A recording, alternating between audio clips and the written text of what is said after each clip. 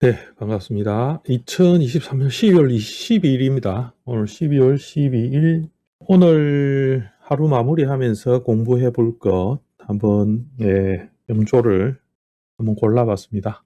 어제 인간의 자격력에 대한 설명을 좀 드렸죠. 조금 이렇게 생각을 많이 해보셨는지, 듣는지 잘 모르겠습니다. 어쨌든, 오늘은 조금 다른 주제인데, 우리가 이제 격국을 따질 때 어떤 것을 봐야 되는가는 여러 가지 관찰해야 되는 부분들이 많이 있습니다. 뭐 중요하게 여기는 거는 일단 저기 투관된 부분이 좀 어떤 글자들이 나와 있느냐, 원령에서 무엇이 나와 있느냐의 관계, 또 월에서 어떤 작용을 하고 있느냐, 뭐 이런 관점이 격에서는 가장 중요하죠. 기본적인 우리가 관찰해야 되는 부분인데 그런 부분을 따져야 되는 것이 제일 우선순위가 됩니다. 그 다음에 이제 천간으로 토관했을 때 그 관계성이나 구조를 관찰해 주는 거죠. 그런 부분이 상당히 중요합니다.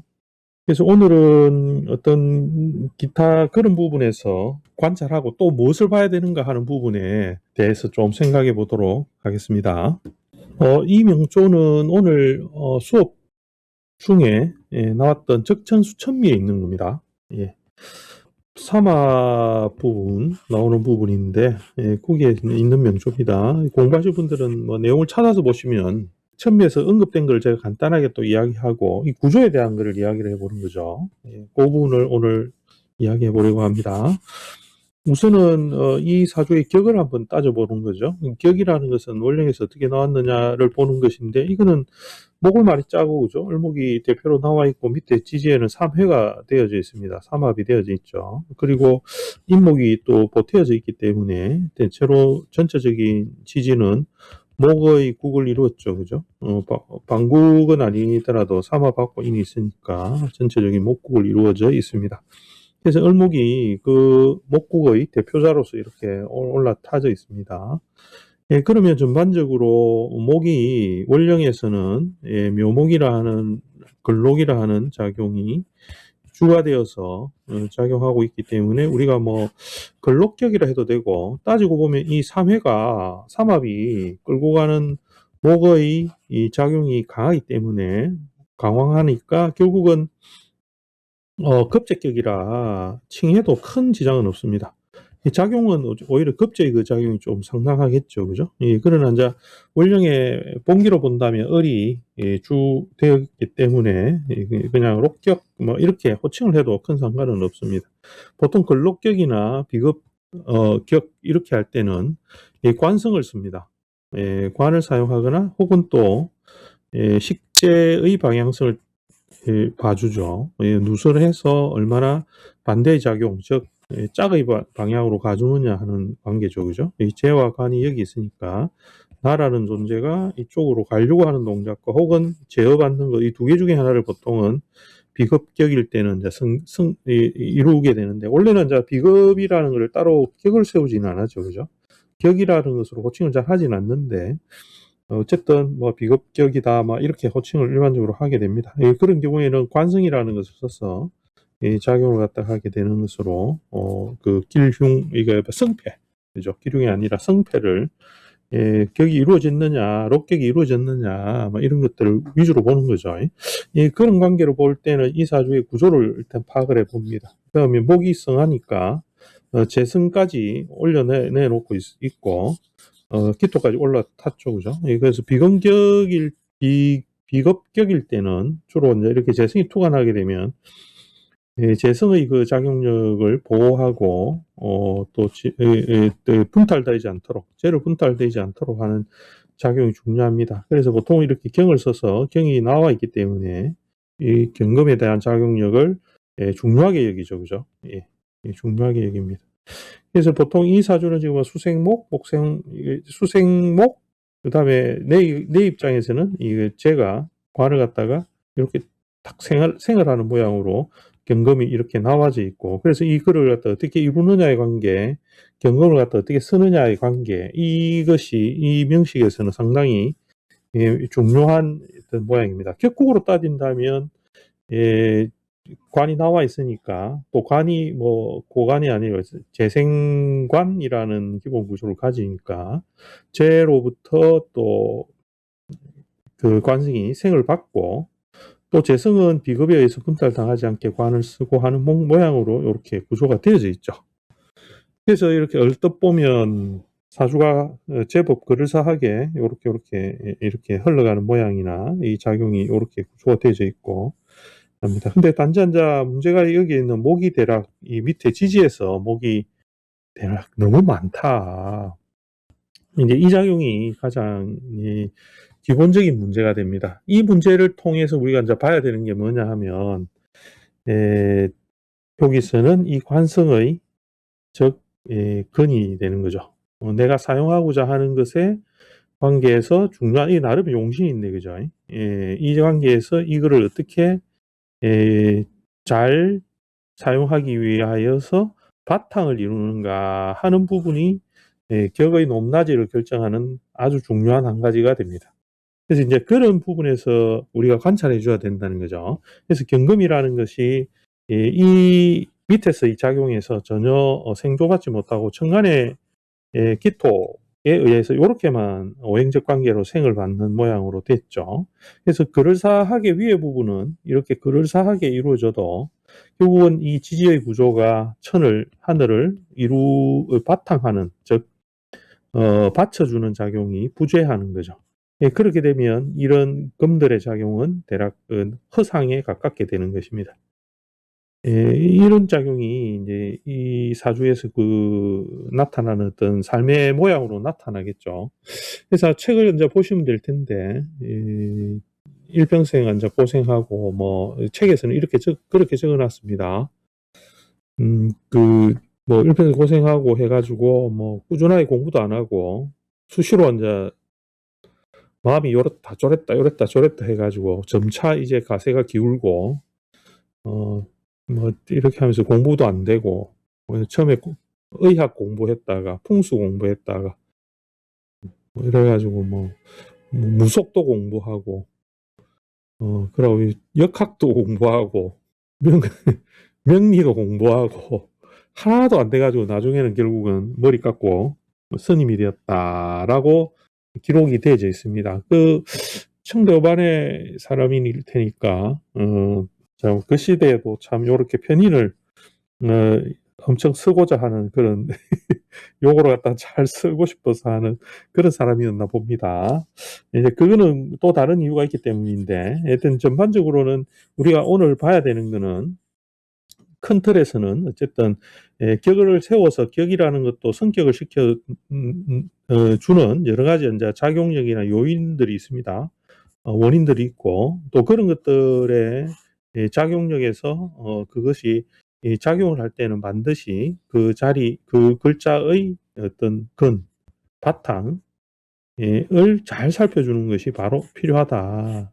여기서도 우리가 이제 격을 살짝 벗어나면 한번 생각을 해볼 부분이 있습니다. 어떤 부분이냐 하면 여기에서 묘월이라는 계절과 그죠? 계절이라는 이 계절과 그다음에 이제 목이 많다라는 거죠, 그죠? 목이 많다라는 이것과 그리고 뭐 을목의 일간의 이 계절의 상태 이런 것들을 종합적으로 보는 것이 사실은 격을 보는 것에서도 이러한 어떤 것들이 굉장히 좀 중요하게 작용을 한다 하는 부분을 또 관찰해야 됩니다. 계절은 묘월이니까 당연히 이 계절은 어떠한 계절이냐라는 것을 먼저 따져줘야 되죠. 이때 보통 이렇게 기토들은 경금을 이루어주는 작용을 하지 않습니다. 하지 않는 게 아니고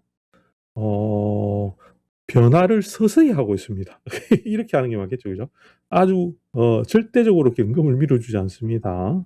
왜냐하면 한참 목을 왕지로서의 그 작용으로서 바탕해줘야 하는 의무가 기토에게 있기 때문이죠. 그런 작용에서 토생금이 오행적 관계인 기토가 금을 생하는 작용은 아마도 활발하게 하지 않을 겁니다. 우선은 이렇게 많은 목에 대한 전반적 책임을 지고 가려고 하겠죠. 그죠? 그러면 목이 커지면 당연히 금은 낮아지게 되죠. 목이 오르면 금은 내려가지 못합니다. 이제 그런 우리 사행도를 굳이 안 가져와도 기본적인 내용이니까 그런 것들을 이해를 하고, 그다음에 목이 많다라는 것은 한번 생각해 볼 필요가 있습니다. 목이 많다라는 것은 어떤 작용을 하게 되느냐 하면 수를 나누게 되죠, 그죠? 수를 쪼개게 되고 나누게 됩니다. 이 계절은 묘월이라 하는 계절은 수를 쪼개는 계절이죠. 수를 쪼갠다는 것은 을목이라는 것이 금을 이루는 금을 이루는 작용에 어떤 작용을 하느냐 하면 그거를 극복해야 될 대상으로 보는 겁니다. 즉 수라는 것이 목한테는 극복해야 되는 대상이 되겠죠. 즉 그 말은 목이 많기 때문에 이 수라는 것을 많이 쪼개려고 하는 동작으로서 나타나게 됩니다. 그 이유는 바로 이 화를 형성해서 급으로 가려는 동작 때문이죠. 이게 저번 시간에 이야기한 겁니다. 어제 이야기한 겁니다. 그거를 응용해야 됩니다. 요런 구조 안에서도 응용을 하셔야 돼요. 그래서 한번 잘 생각해, 어제 못 보신 분들은 어제 영상을 한번 참고로 보시면 이해가 아주 쉬울 겁니다. 을목이 이 계절에서 이렇게 금을 보고 간다는 것은 무엇을 반드시 이루어야 되느냐 하면 바로 목을 화로서 이루어야만 금이 제대로 되는 작용을 하죠. 운이 이렇게 살짝 갔죠, 그죠? 금을 이루는 계절이 갔죠. 그런데 안타까운 것은 무엇입니까? 계절은 이렇게 갔는데 내가 쓰고자 하는 것들은 위에서 이렇게 오히려 수목을 갖다가 더 강화하고 만들어가는 계절 위를 이거를 정관을 이렇게 타버린 거죠, 그죠? 이런 작용이 여기에 이 대운과 함께 들어져 있습니다. 그러나 전반적으로는 이 운의 방향은 대략 금을 타고 갑니다. 이제 그런 방향성이 있죠, 그죠? 자, 그렇게 하기 때문에 이 사주는 이 계절, 묘월이라 하는 계절에 목이 많고 또 계수를 통하여서 이 계수의 작용을 묘월에서는 어느 방향으로 화로 내보내기 위해서, 왜냐하면 묘월에서는 계수가 장생하게 됩니다. 그래서 이제 그 작용에 바람하여서 금을 이루려고 하는 그 동작이 이 사주가 가지는 기본적인 그 마음입니다. 격의 마음이겠죠, 그죠? 격의 마음도 되고, 격의 마음도 되기도 하겠지만, 왜냐하면 경금이 이제 나왔으니까, 격의 마음 플러스 이제 자기가 이루고자 하는 욕구도 되겠습니다. 이런 것들이죠, 그죠? 수가 많다라는 것은, 목이 많다라는 것은, 수를 움직임이 많아지는 거고, 수의 쪼개짐이 많은 겁니다. 그러니까 공부를 이것저것 이렇게 했겠죠. 자, 그런 것들이 여기에 모양이 됩니다. 그러니 을목의 상태는 여기서 묘월의 을목의 상태는 즉 이거에 대한 욕구는 많으나 이루고자 하는 마음 많으나 이 계절 작용에서는 이 목의 상태가 너무 다양한 형태로서 뻗어져 나가져 있고 아직은 화를 봐야 되지만 목적이 없어진 거예요. 그러니까 목표나 목적이 불확실하게 된 거죠. 그거는 무엇을 의미하느냐 하면 바로 여기에 있는 화죠. 그죠? 화가 부재하고 화가 드러나지 않고 이렇게 해도 됩니다. 화가 드러나지 않고 하기 때문에 을목 입장에서는 내가 가려고 하는 목적이 묘월의 을목으로서는 부족한 상태가 되는 것입니다. 요거는 이제 격국하고 살짝 섞어야 되는 부분이 있겠죠. 그죠? 그래서 이제 그런 부분들을 잘 생각하면 어제 제가 얘기해 드린 부분하고 연결을 잘 해보면 쉽게 이해가 될 겁니다. 그래서 오늘은 격의 높낮이를 결정하는 또 다른 부분을 우리가 관찰해야 되는 부분에 중요한 거를 좀 살펴봤습니다. 제가 사주풀이를 될 수 있으면 우리 하루 마감하면서 이렇게 어쩌다 한 번씩 이렇게 사주풀이를 간단하게 하고 또 현대인의 사주 그죠? 뭐 어떤 일이 있었나 뭐 이런 거 가지고서 간지 변화하는 것도 간혹 자주는 뭐라고 간혹 풀이를 좀 해드릴 수 있도록 한번 애를 써보겠습니다. 어쨌든 오늘 하루 다들 보낸다고 고생 많이 하셨습니다. 편안하게 집에 돌아가셔가지고 천천히 제가 알려드린 거 한번 생각해 보시고 이 공부에 조금이나마 도움이 됐으면 좋겠습니다. 그러면 저는 이만 물러가도록 하고 마무리 잘 하시고 또 내일 또 제가 영상 만들어 올려드리겠습니다. 다들 편안한 저녁 보내세요.